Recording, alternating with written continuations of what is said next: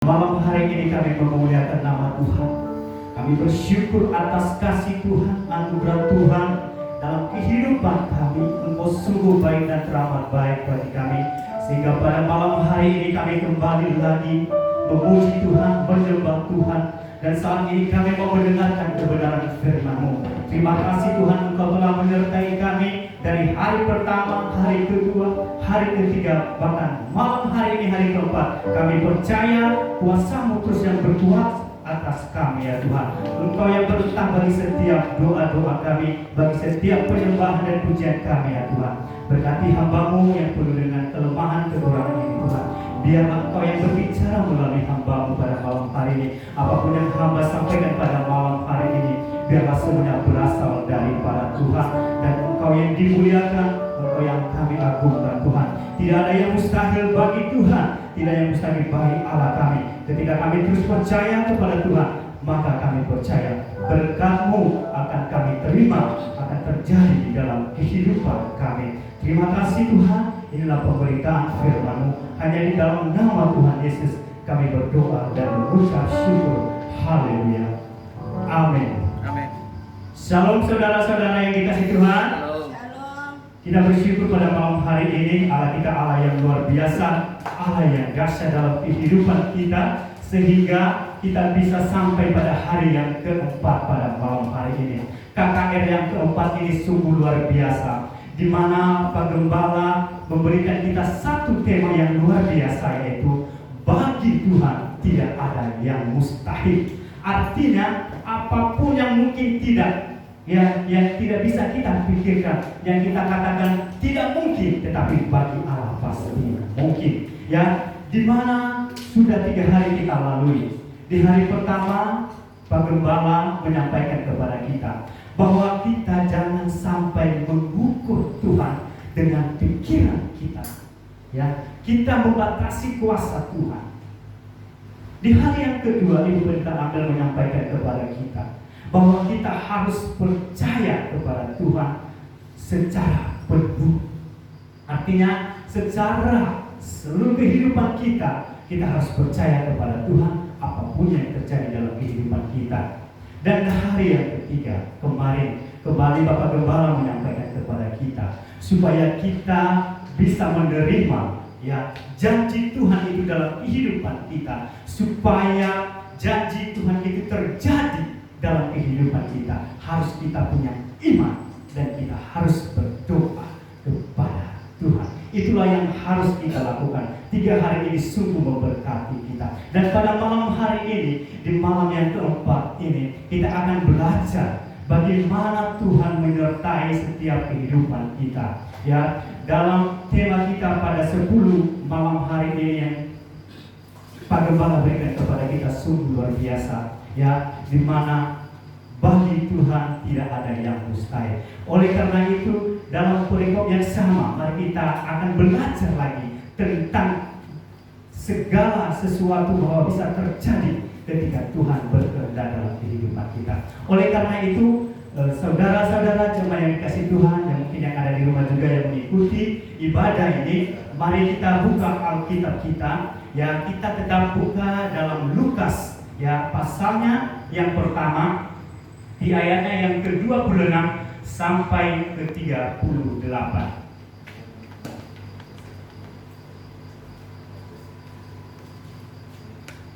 Lukas 1 ayat yang ke-26 sampai yang ke-38. Saya akan membacanya kepada kita. Mari jemaat Tuhan, kita mendengarkan dengan baik. Pemberitahuan tentang kelahiran Yesus. Dalam bulan yang ke-6, Allah menyuruh malaikat Gabriel pergi ke sebuah kota di Galilea bernama Nazaret, kepada seorang perawan yang bertunangan dengan seorang bernama Yusuf dari keluarga Daud. Nama perawan itu Maria. Ketika malaikat itu masuk ke rumah Maria, ia berkata, "Salam hai engkau yang dikaruniai, Tuhan menyertai engkau." Maria terkejut mendengar perkataan itu, lalu bertanya di dalam hatinya, "Apakah arti salam itu, kata malaikat itu kepadanya, "Jangan takut hai Maria, sebab engkau beroleh kasih karunia di hadapan Allah. Sesungguhnya engkau akan mengandung dan akan melahirkan seorang anak laki-laki, dan hendaklah engkau menamai dia Yesus. Ia akan menjadi besar dan akan disebut anak Allah yang maha tinggi. Dan Tuhan Allah akan mengaruniakan kepadanya tahta Daud bapa leluhurnya. Dan ia akan menjadi raja atas kaum keturunan Yakub sampai selama-lamanya, dan kerajaannya tidak akan berkesudahan." Kata Maria kepada malaikat itu, "Bagaimana hal itu mungkin terjadi karena aku belum bersuami?" Jawab malaikat itu kepadanya, "Roh Kudus akan turun atasmu, dan kuasa Allah yang maha tinggi akan menaungi engkau. Sebab itu anak yang akan kau lahirkan itu akan disebut kudus, anak Allah. Dan sesungguhnya Elisabet sangatmu itu, ia pun sedang mengandung seorang anak laki-laki pada hari tuanya, dan inilah bulan yang ke-6 bagi dia yang disebut mandul itu." Ayat yang ke-37 yang menjadi tema kita ialah, "Sebab bagi Allah tidak ada yang mustahil." Kata Maria, "Sesungguhnya aku ini adalah hamba Tuhan. Jadilah padaku menurut perkataanmu itu." Lalu malaikat itu meninggalkan dia. Selama 10 hari kita akan membahas tentang bagaimana Tuhan memberikan sesuatu yang tidak mungkin bagi kita menjadi mungkin. Bagi setiap orang yang percaya, pasti segala sesuatunya mungkin. Nah, di ayat ke-37 itu bisa muncul ayat itu, bukan muncul secara tiba-tiba, serta-merta muncul ayat itu, tetapi ayat itu bisa ada karena ada proses, ada percakapan, ada dialog antara malaikat Tuhan yang diutus itu kepada Maria, sehingga muncullah ayat yang ke-37 itu, "Sebab bagi Allah tidak ada yang mustahil." Karena pertama-tama yang Maria kaget, dia kaget. Setelah itu dia tidak percaya. Tetapi setelah malaikat Tuhan itu menyampaikan kepada dia, menjelaskan kepada dia, maka Maria menerima dengan senang hati. Di ayat yang ke-38 Maria berkata, "Sesungguhnya aku ini adalah hamba Tuhan, jadilah padaku menurut perkataan itu." Lalu malaikat itu meninggalkan dia. Nah, malam hari ini kita bisa meneladani Maria di dalam beberapa hal. Dan malam hari ini mungkin ada 1-2 yang bisa kita teladani tentang Maria. Yaitu yang pertama ialah bagaimana firman Tuhan itu nyata di dalam kehidupan Maria ialah ketika karena Maria memiliki respon yang benar atau memiliki respon yang baik di hadapan Tuhan. Tentang firman Tuhan yang disampaikan itu, Maria meresponnya dengan baik, merespon dengan benar. Coba kalau Maria tidak merespon dengan baik, tiba-tiba ada yang datang kepada dia, "Hai Maria, kamu akan mengandung." Sementara dia belum bersuami. Apakah dia marah-marah? Apakah tidak dia marah-marah? Ini orang lagi menghina saya, lagi mengolok-olok saya. Demikian juga mungkin dalam kehidupan kita, setiap orang yang percaya. Kalau kita tanya kepada saudari-saudari kita pada saat ini yang belum bersuami, tiba-tiba ada orang kerucuk datang, "Weh, kamu akan melahirkan, kamu akan mengandung." Pasti kaget Mungkin kalau pas kita beritahu pas di depan matanya, kalau dia lagi emosi bisa aja dia gampar. Ini nggak ada angin, nggak ada hujan, tiba-tiba menyampaikan kepada saya, "Kamu akan mengandung." Sementara saya belum bersuami, pacar aja belum. Nah itu, tetapi Maria meresponnya dengan baik, sehingga dia berkata, "Jadilah padaku menurut perkataanmu itu." Lalu malaikat itu meninggalkan dia. Cuman yang dikasih Tuhan, Maria ketika dia merespon dengan baik, maka terjadilah firman itu di dalam kehidupannya sendiri.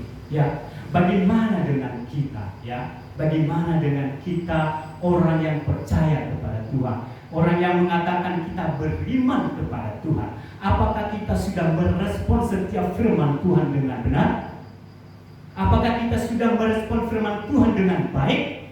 Atau sebaliknya, ketika kita merespon firman Tuhan dengan tidak benar, ya, kita bisa melihat teladan lagi ya di firman Tuhan di Alkitab, yaitu Ayub.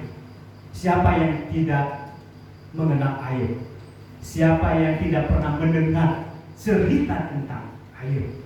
Kalau kita bandingkan dengan kehidupan kita pada saat ini, ya, yang kita merasa sudah pengap karena disuruh tinggal di rumah terus, ya kita tidak bisa kemana-mana, tidak bisa ke mall. Ya, kalau kita membandingkan kehidupan kita dengan Ayub pada saat itu, saya rasa kita tidak bisa melewatinya.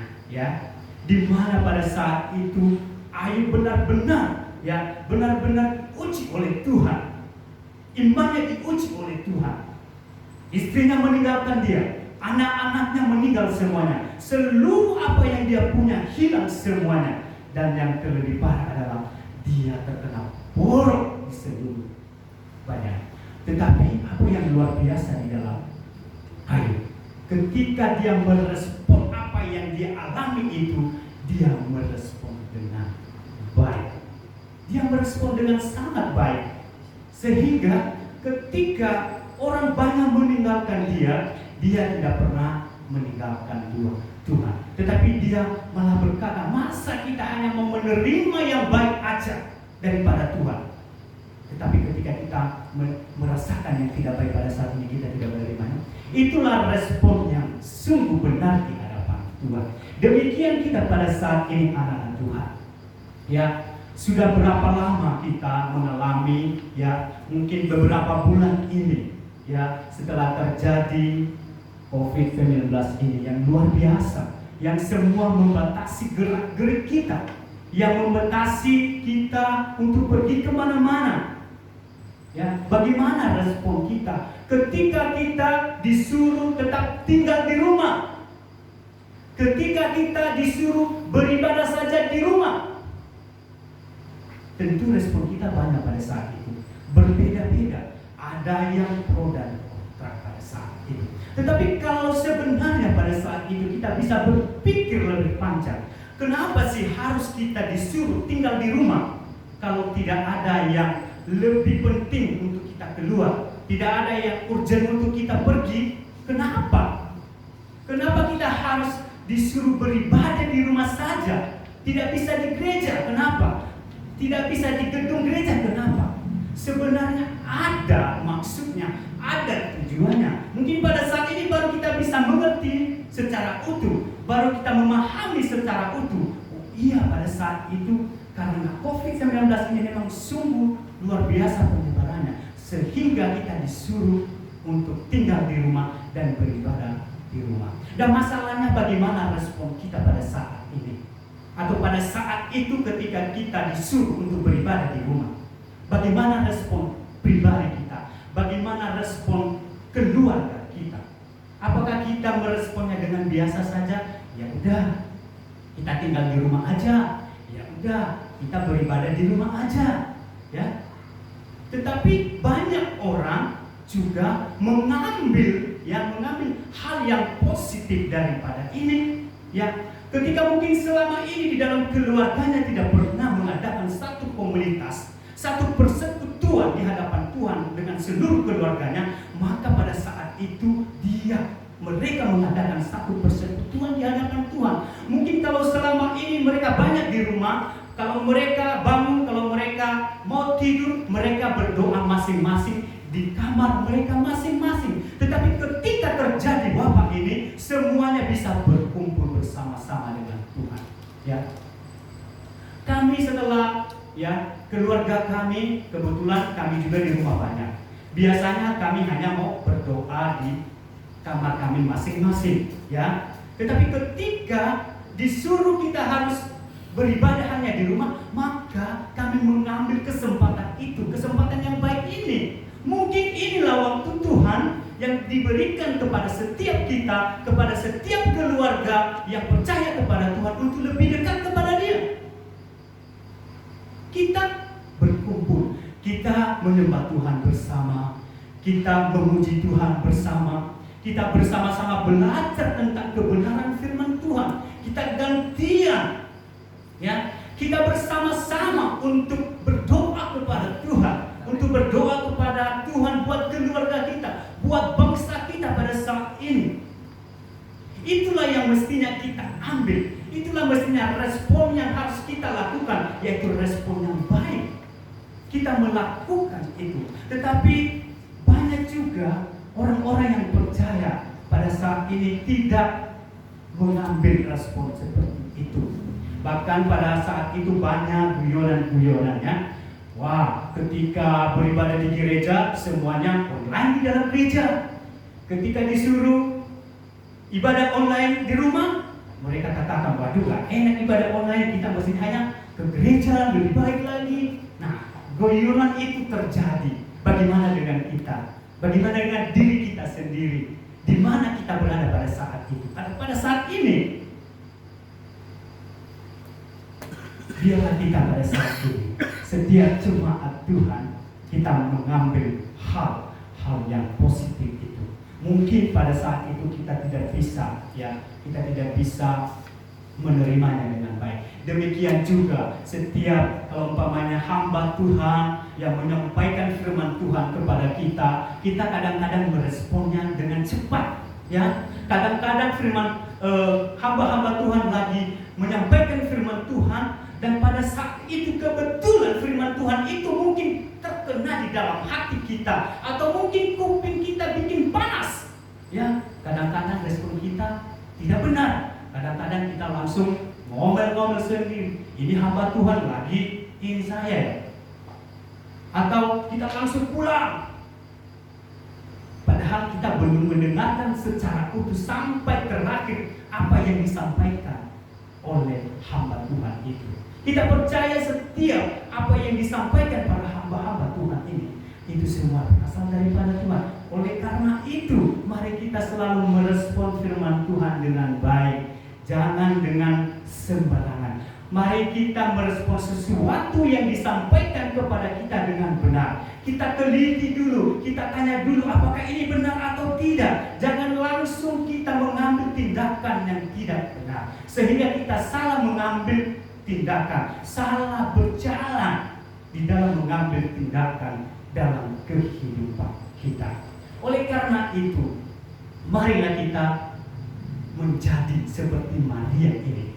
Ketika firman Tuhan itu disampaikan kepada dia, walaupun pertama dia tidak percaya, walaupun pertama dia tidak mengerti apa tujuannya, tetapi ketika malaikat Tuhan itu memberikan penjelasan lebih lanjut, maka Maria menerimanya dengan benar. Dia meresponnya dengan benar dan dengan baik, sehingga firman itu benar-benar terjadi di dalam kehidupan. Nah, di dalam Alkitab juga respon yang tidak benar di hadapan Tuhan. Mungkin kita bisa belajar dulu juga dari Hawa.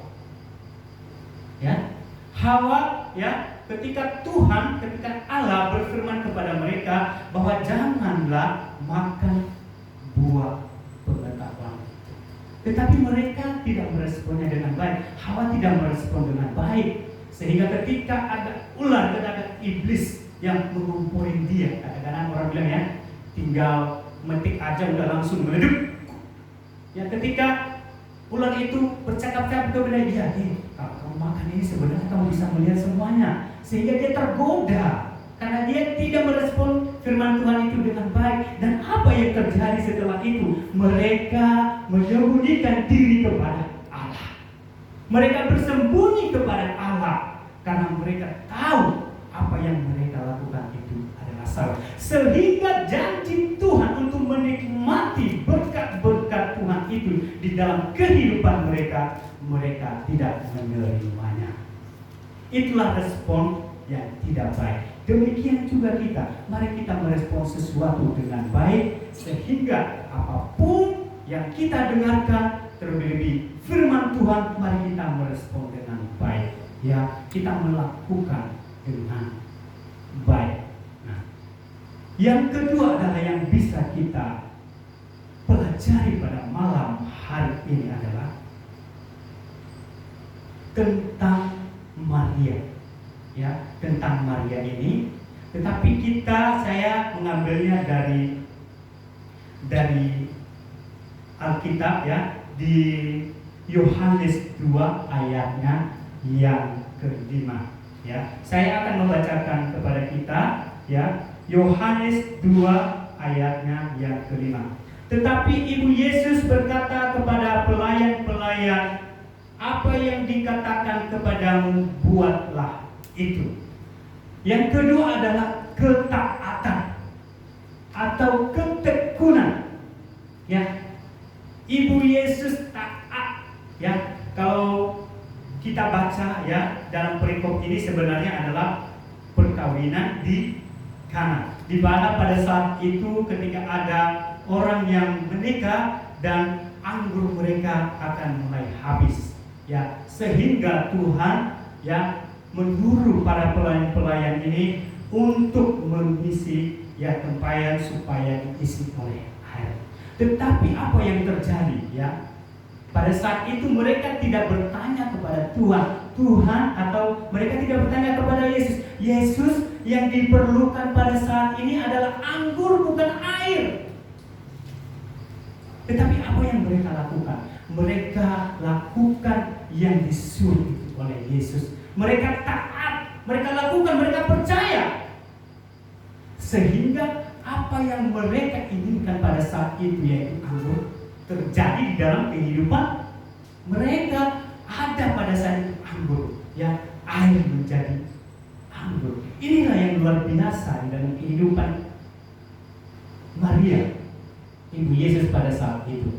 Mereka taat, mereka tekun di dalam apa yang disampaikan oleh Tuhan, oleh Yesus pada saat itu. Demikian juga kita, orang-orang yang percaya kepada Tuhan. Ketika kita berkata, tidak ada yang mustahil bagi Tuhan, tidak ada yang mustahil bagi orang percaya. Saya pasti akan menerima berkat daripada Tuhan. Saya akan pasti menerima janji yang telah Tuhan sampaikan kepada saya.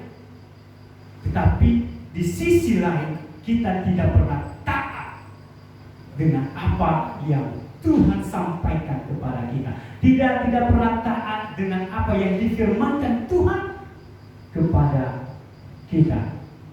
Ya, contoh yang simpel, ya. Pada tahun kemarin ketika kita malam Natal pada saat itu tanggal 24, ya. Kebetulan pada saat itu yang menjadi pembicara atau pengkhotbah pada saat itu adalah Bapak Gembala senior kita, Bapak Pendeta Suryadi Wangsa Wijaya. Nah, pada saat itu, ya, Pak Gembala kita membawa satu panduan untuk membaca firman Tuhan selama 1 tahun. Pada saat itu kita senang gak? Pasti senang, ya. Apalagi pada saat itu Pak Gembala memilih 10 orang dan dia tanda tangan pada saat itu, ya. Nah, yang menjadi pertanyaan pada saat ketika waktu itu kita terima dengan senang hati, apakah sampai saat ini, sampai hari ini, apakah kita taat untuk membacanya, ataukah kita tekun untuk membacanya? Mungkin ini hal yang simpel, contoh yang simpel, ya, yang bisa kita pelajari pada malam hari ini. Ya, bagaimana bisa kita taat dengan hal yang lain, ya, di mana hanya untuk merenungkan, untuk membaca kebenaran firman-Nya. Sementara itu juga panduannya sudah ada, cuman 4 pasal, mungkin sampai 5 pasal per hari. Pada saat ini apakah kita sudah baca? Ini sudah bulan ke-5.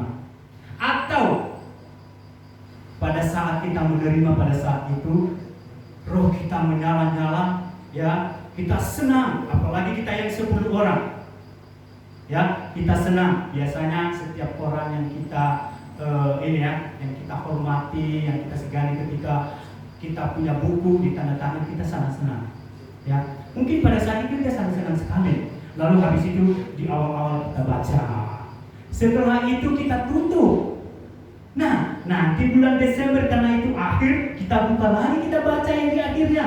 Sehingga dari awal sampai akhir kita sudah baca. Jadi inilah respon yang tidak baik. Inilah ketaatan kita yang belum benar di hadapan Tuhan. Sebenarnya kalau kita, apalagi ya bulan-bulan ini, banyak waktu kita di rumah untuk merenungkan kebenaran firman Tuhan. Ya, mestinya itu kita ambil kesempatan itu. Saya percaya Tuhan punya tujuan ya pada saat ini, buat setiap orang yang percaya kepada Tuhan, buat setiap orang yang beriman kepada Tuhan. Mestinya kita ambil waktu ini, ya, jangan kita sia-siakan, sehingga setiap firman Tuhan yang disampaikan kepada kita, setiap janji Tuhan yang akan diberikan kepada kita, maka akan tergenapi di dalam kehidupan pribadi kita dan di dalam kehidupan keluarga kita pada saat ini. Nah, contoh di dalam Alkitab juga yang tidak taat adalah dalam firman Tuhan adalah, mungkin kita bisa membacanya ya di dalam 1 Samuel 13 ya. Kita hanya akan membaca di ayatnya yang ke-9, ke-10 dan 13 dan ke-14. Bagaimana Raja Saul pada saat itu tidak taat kepada Tuhan. Di 1 Samuel 13 ya, di dalam perikopnya adalah ketidaktaatan Saul waktu orang Filistin datang menyerang. Di ayatnya yang ke-9, sebab itu Saul berkata, bawalah kepadaku korban bakaran dan korban keselamatan itu. Lalu ia mempersembahkan korban bakaran. Baru saja ia habis mempersembahkan korban bakaran, maka tampaklah Samuel datang. Saul pergi menyongsongnya untuk memberi salam kepadanya. Sebenarnya ya, apa yang dilakukan Saul ini adalah baik. Dia membawa persembahan korban keselamatan kepada Allah pada saat itu. Tetapi dia tidak taat dengan firman Tuhan.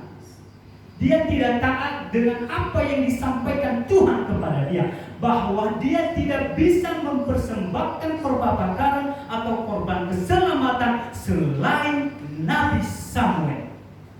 Coba kalau Saul taat, ya, padahal setelah dia melakukan ya persembahan korban bakaran dan keselamatan itu, maka di ayatnya yang ke-10 tadi, maka tampaklah Samuel. Artinya hanya berbeda sedikit waktu itu.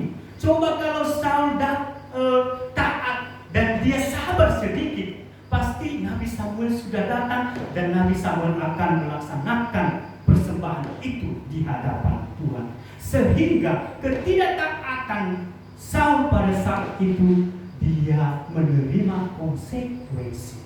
Ya. Lalu konsekuensi apa yang diterima Saul pada saat itu? Mari kita baca di ayatnya yang ke-13 dan 14. Kata Samuel kepada Saul, perbuatanmu itu bodoh. Engkau tidak mengikuti perintah Tuhan Allahmu yang diperintahkannya kepadamu. Sebab sedianya Tuhan mengokohkan kerajaan atas orang Israel itu selama-lamanya. Tetapi sekarang kerajaanmu tidak akan tetap. Tuhan telah memilih seorang yang berkenan di hatinya, dan Tuhan telah menunjuk dia menjadi raja atas umatnya. Karena engkau tidak mengikuti apa yang diperintahkan Tuhan kepadamu. Konsekuensi apa yang diterima Saul pada saat itu ialah Tuhan memindahkan kekuasaannya, kerajaannya kepada orang lain, yaitu kepada Daud. Kenapa? Karena dia tidak taat, dia tidak menuruti perintah Tuhan pada saat itu. Coba kalau dia ikuti perintah Tuhan, mungkin Tuhan tidak akan mengambil kerajaannya itu. Walaupun memang habis itu dalam proses, Tuhan tidak langsung mengambil kerajaan itu, dia serahkan kepada Daud. Ada proses lagi sehingga pada saat itu Daud menjadi raja. Ya, demikian juga dengan kita. Orang yang percaya kepada Tuhan, seringkali kita tidak sabar, seringkali kita tidak taat di hadapan Tuhan. Kita maunya cepat saja, kita maunya cepat saja kita mendapatkan. Ya, oleh karena itu, mari kita menjadi orang yang percaya kepada Tuhan, taat kepada Tuhan. Sehingga ketika kita berkata, bagi Tuhan tidak ada yang mustahil, bagi orang percaya tidak ada yang mustahil. Ketika kita katakan, pasti saya akan bisa melewati persoalan saya pada saat ini. Ketika kita menyatakan segala penyakit yang saya alami pada saat ini pasti akan disembuhkan di dalam Tuhan. Ya, ketika kita mengatakan pasti pekerjaan saya akan diberkati Tuhan, usaha saya diberkati Tuhan, keluarga saya diberkati Tuhan, maka itu akan terjadi ketika kita taat di hadapan Tuhan. Oleh karena itu, jemaat yang dikasihi Tuhan, ada dua hal tadi yang bisa kita teladani dalam kehidupan pribadi Maria, yaitu pertama, kita harus merespon setiap firman Tuhan dengan benar atau dengan baik. Yang kedua adalah kita harus taat atau kita harus tekun untuk melakukan firman Tuhan, sehingga segala sesuatu yang kita alami pada saat ini, apa yang kita rindukan terjadi dalam kehidupan kita pada saat ini, firman Tuhan yang kita terima, kita akan menerimanya. Sehingga ketika kita taat, kadang-kadang Tuhan sudah mau mencurahkan berkat bagi kita. Ketika kita tidak taat, maka kadang-kadang Tuhan lempar dulu kepada yang lain karena kita tidak taat.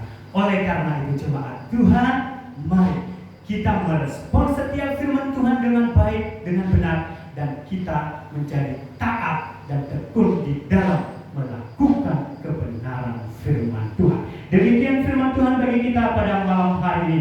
Tuhan Yesus memberkati kita semuanya. Mari kita bersatu di dalam doa. Bapa, terima kasih untuk kasih-Mu kepada kami pada malam hari ini. Engkau sungguh baik dalam kehidupan kami. Terima kasih firman Tuhan yang Engkau telah sampaikan kepada kami, sehingga kami bisa memahami, kami bisa mengerti apa yang harus kami lakukan ketika kami merespon kebenaran firman-Mu. Kami harus meresponnya dengan benar, dengan baik, dan kami harus taat melakukan setiap kebenaran firman-Mu. Berkati setiap kami yang menyampaikan pada malam hari ini, bahkan setiap jemaat Tuhan, saudara-saudara kami yang mengikuti ibadah KKR secara online pada malam hari ini. Engkau juga memberkati mereka, sehingga firman-Mu itu juga terjadi